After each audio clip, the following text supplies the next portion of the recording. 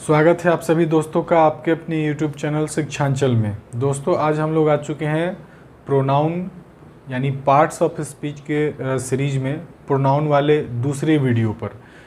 पिछले वीडियो में हम लोगों ने प्रोनाउन को और प्रोनाउन के का जो सबसे पहला यूनिट था हमारा पर्सनल प्रोनाउन, उसको हम लोगों ने बारीकी से समझा था और साथ में प्रोनाउन के अरेंजमेंट्स के बारे में भी समझा था कि कैसे आई कहाँ रहेगा, यू कहाँ रहेगा और थर्ड पर्सन कहाँ रहेगा अगर एक ही सेंटेंस में आ जाए तो। अगर आपने वो वीडियो नहीं देखा है तो उसको देख करके समझ सकते हैं।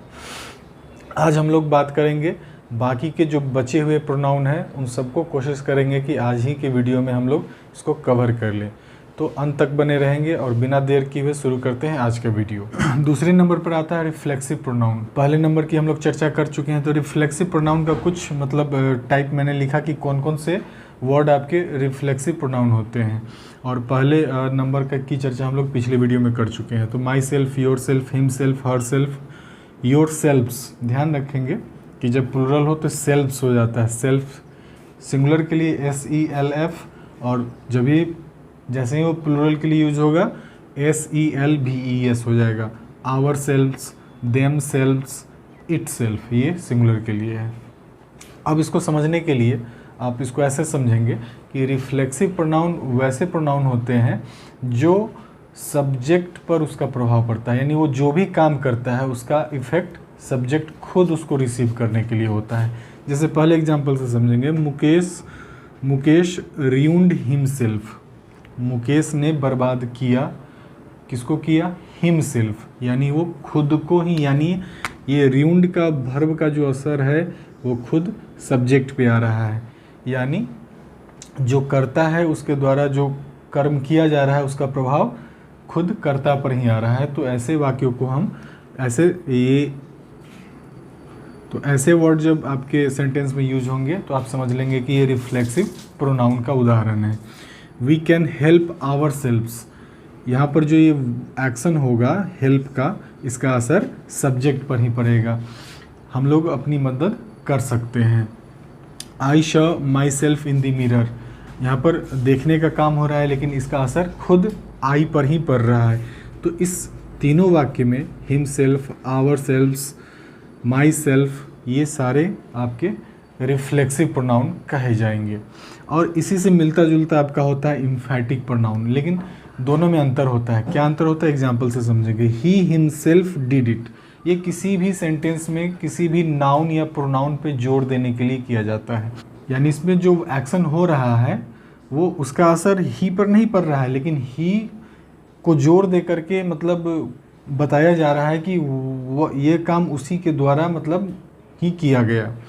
आई myself met the chairman, यहाँ भी मिलने का काम हो रहा है चेयरमैन से, लेकिन यहाँ पर जोर सब्जेक्ट पर माई सेल्फ के द्वारा जो है सो यहाँ पर प्रोनाउन पर जोर दिया जा रहा है। Did you your self right this novel, फिर यहाँ पर ध्यान देंगे योर सेल्फ है तो ये जो है सो जोर दे रहा है प्रोनाउन पे। उसके बाद I killed the dog my self, यानी जो एक्शन यहाँ पर हो रहा है मारने का टाइगर का, तो ये जोर किस पर दिया जा रहा है? मेनली आई पर जोर दिया जा रहा है। यानी इम्फैटिक प्रोनाउन उसे कहेंगे जो किसी भी सेंटेंस में नाउन या प्रोनाउन पे दबाव डाले, जोर डाले, उसको हम लोग इम्फैटिक कहेंगे। तो आई होप कि आपको ये रिफ्लेक्सिव प्रोनाउन और ये इम्फैटिक प्रोनाउन कॉन्सेप्ट क्लियर हो गया होगा। बढ़ते हैं अगले प्रोनाउन की तरफ। अब हम लोग आ चुके हैं चौथे यूनिट पर, प्रोनाउन के चौथे यूनिट पर, यानी इंडेफिनिट प्रोनाउन। नाम से ही पता चल रहा है कि इसका कोई निश्चित नहीं होगा, कोई मतलब आप एग्जैक्ट ये नाउन को नहीं बताएगा या प्रोनाउन को नहीं बताएगा, यानी मतलब कह सकते हैं कि इंडेफिनिट, उसका कोई निश्चित नहीं होगा। मैंने कुछ यहाँ पर लिखा इंडेफिनिट प्रोनाउन का आप देखेंगे इसको सिंगुलर में कौन यूज होगा, प्लूरल में कौन यूज होगा, दोनों को अलग अलग करके लिखा। आप चाहे तो इसे नोट भी कर सकते हैं, जैसे everybody, nobody, anybody, someone, anyone, no one, everything, something, anything, nothing, ये सारे के सारे जो प्रोनाउन आपको दिख रहे हैं ये सारे सिंगुलर नाउन या प्रोनाउन के लिए यूज़ किए जाएंगे। और नीचे जो है all, some, any, few, many, either, neither, ये आपको प्लूरल या सिंगुलर दोनों में यूज़ किए जा सकते हैं। दोनों में आप इसे यूज कर सकते हैं। अब इसको ज़्यादा बेहतर समझने के लिए हम लोग आएंगे एग्जाम्पल्स पे। somebody has stolen my pen। somebody has, ध्यान दीजिएगा, somebody यहाँ पर जो है सो आपका प्रोनाउन का फंक्शन कर रहा है। इसलिए कर रहा है कि जनरली क्या होता है कि ये डिटर्मिनर्स में भी आते हैं, ये सारे के सारे डिटर्मिनर्स में भी आते हैं, लेकिन डिटर्मिनर्स में जब ये आएंगे तो फंक्शन करेंगे नाउन को ये रिप्रेजेंट करेंगे, यानी नाउन से ठीक पहले आकर के उसको डिटरमाइन करते हैं, तो वो डिटर्मिनर्स कहलाएंगे। यही वर्ड होंगे लेकिन वहाँ पर डिटर्मिनर्स होते हैं। अगर हमारा समबडी के बाद ही अगर कोई नाउन आ जाए तो ये हमारा प्रोनाउन ना होकर के डिटर्मिनर्स हो जाएगा। लेकिन यहाँ पर देख रहे हैं कि ऑक्सिलरी वर्ब है तो ये आपका जो है सो प्रोनाउन है। Somebody has stolen my pen, none can do this, ये समबडी सिंगुलर के लिए यूज होता है इसलिए हैज़ लगाया। यहाँ पर मॉडल कैन है, none can do this, anybody can drink water, nobody has, nobody singular के लिए यूज होता है हैज़ लगाएंगे, nobody has answered my question, some are, some जो है सो मैंने सिंगुलर और प्लूरल दोनों के लिए कहा तो सम आर यूज करेंगे, born great, all were intelligent, singular plural दोनों के लिए यूज होता है, जैसे ऑल इज़ वेल भी आप लिखते हैं। नथिंग इज़ परफेक्ट, ये जो होता है वो नथिंग सिंगुलर के लिए ऑलवेज यूज होता है तो इज़ लगाया। Many of them were alive, many of them जो है आपका सिंगुलर प्लूरल दोनों के लिए यूज होता है इसलिए यहाँ पर वर लगाया। तो आपको आइडेंटिफाई करना है प्रोनाउन, तो नन हो जाएगा, एनीबडी हो जाएगा, नोबडी हो जाएगा, सम, ऑल, नथिंग, मेनी, ये सारे आपके प्रोनाउन हैं। इसलिए प्रोनाउन है कि इसके बाद एक्सुलरी का यूज़ किया गया, अदरवाइज ये एडजेक्टिव हो जाता या डिटर्मिनर्स में उसका हम उसको पहचानते। उसके बाद एरर्स में मैंने 2 सेंटेंस लिखा, जैसे आपको प्रोनाउन निकालना है इस प्रकार के सेंटेंसेस आपको दे दिए जाएं तो सम मेन वर डिजॉनेस्ट, तो ध्यान दीजिएगा सम तो अभी मैंने बताया कि ये प्रोनाउन होता है, लेकिन इसके बाद मैंने ये भी बताया कि अगर इसके जस्ट बाद नाउन अगर आ जाए तो ये आपका एडजेक्टिव में बदल जाता है, ना कि ये प्रोनाउन होता है। उसके बाद ऑल मेन, ऑल के बाद जस्ट मेन आ गया, नाउन आ गया तो ये आपका क्या हो जाएगा, एडजेक्टिव हो जाएगा, तो ये आपका प्रोनाउन नहीं होगा। तो इस बात का ध्यान रख करके इसको बनाएंगे। आई होप कि आपको ये सारा समझ में आ गया होगा। अब बढ़ते हैं अगले प्रोनाउन की तरफ। अब हम लोग आ चुके हैं प्रोनाउन के अगले टॉपिक पे, अगले यूनिट पे, डिमॉन्स्ट्रेटिव प्रोनाउन। ध्यान से देखेंगे, इसका मैंने 2 टाइप में एग्जाम्पल लिखा, बने रहेंगे। आपको अच्छी तरह से समझाने के लिए मैंने इसको 2 टाइप में लिखा। सबसे पहले डिमॉन्स्ट्रेटिव प्रोनाउन जान लेते हैं कि क्या क्या होते हैं। दिस, दैट, दीज, दोज, सच, ये सारे डिमॉन्स्ट्रेटिव प्रोनाउन में आते हैं। अब जैसे this is a cow, this is a cow, यानी दिस हो गया, आप समझ गए कि ये प्रोनाउन है, डिमॉन्स्ट्रेटिव प्रोनाउन है। और इसके बाद ये भी ध्यान में रखेंगे कि इसके बाद एक्सुलरी आ रहा है या नाउन आ रहा है। अगर एक्सुलरी आ रहा है तभी ये प्रोनाउन होगा, अदरवाइज ये एडजेक्टिव हो जाएगा। जैसे मैंने ठीक इसके सामने मैंने लिखा दिस काउ इज़ माइन, अगर ऐसा रहे तो दिस आप समझे हुए हैं कि प्रोनाउन है, लेकिन ये भी आपने समझा है कि दिस के बाद एक्सुलरी आना चाहिए, अदरवाइज ये प्रोनाउन नहीं होगा, तो ये एडजेक्टिव हो जाएगा आपका। क्या होगा, दिस काउ इज़ माइन, तो ये आपका एडजेक्टिव हो जाएगा। इसमें सेंटेंस में प्रोनाउन भी है, कहाँ है, ये लास्ट में आपका यूज़ किया गया है। अगले वाक्य पर आते हैं। दीज आर स्कूल्स, ये विद्यालय हैं, तो यहाँ पर दीज आपका हो गया प्रोनाउन। क्यों हुआ, क्योंकि इसके आगे एक्सुलरी का यूज़ किया गया है, नाउन का यूज़ नहीं किया गया। इसके सामने मैंने लिखा भी इसको समझने के लिए, अगर दीज स्कूल्स आर आवर्स रहे तो दीज के जस्ट बाद आपका जो है सो नाउन आ गया, इसलिए प्रोनाउन नहीं होगा, ये हो जाएगा एडजेक्टिव। उसके बाद है दोज आर ऑक्सन, ये आपका प्रोनाउन हो गया। क्यों, क्योंकि इसके आगे एक्सुलरीज लगा हुआ है। और यहाँ पर ध्यान देंगे कि ठीक इसके सामने मैंने लिखा दोज ऑक्सन, दोज के जस्ट बाद ऑक्सन हो गया तो आपका प्रोनाउन नहीं होगा। Such are the rules, such are the rules कहने का मतलब है कि ऐसे रूल्स हैं, तो ये आपका प्रोनाउन है। क्यों, क्योंकि इसके आगे एक्सुलरी लगा हुआ है। लेकिन बात करते हैं सच रूल्स, सच के जस्ट बाद नाउन आ गया आपका, तो ये प्रोनाउन नहीं होगा। तो आई होप कि आपको ये डिमॉन्स्ट्रेटिव प्रोनाउन अच्छी तरह से समझ में आ गया होगा। आप चाहे तो इसे नोट भी कर सकते हैं। बढ़ते हैं अगले प्रोनाउन की तरफ। अब हम लोग आ चुके हैं इंट्रोगेटिव प्रोनाउन पे। इसको समझेंगे, नाम से ही स्पष्टता हो रही कि क्वेश्चन प्रश्न का भाव होगा, लेकिन इसको और ज़्यादा आसान करने के लिए मैंने यहाँ पर कुछ लिखा है। पहले देख लेंगे who, whom, whose, which, what are use to ask a question about subject और ऑब्जेक्ट। तो ये सारे यूज किए जाते हैं सब्जेक्ट और ऑब्जेक्ट के बारे में प्रश्न करने के लिए। इसको बेहतर ढंग से समझने के लिए एग्जाम्पल्स देखेंगे। इधर वाला देखेंगे, इधर वाला मैंने एरर को फाइंड करने के लिए दिया है। Who took my pen, who took my pen, यहाँ पर ध्यान देंगे हु के बाद वर्ब आया आपका, ये ऑब्वियसली प्रोनाउन ही होगा। और कौन सा प्रोनाउन होगा? इंट्रोगेटिव प्रोनाउन होगा। किसके बारे में पूछा जा रहा है? तो माई पेन के बारे में पूछा जा रहा है। उसके बाद ध्यान देंगे विच इज़, विच के बाद आपका एक्सुलरी आया, तो ये ऑब्वियसली आपका होगा प्रोनाउन। और कौन सा? Interrogative pronoun. और पूछा किसके बारे में जा रहा है? बुक के बारे में, यानी नाउन के बारे में पूछा जा रहा है। Whose is this cap, whose के बाद इज आया, प्रोनाउन होगा।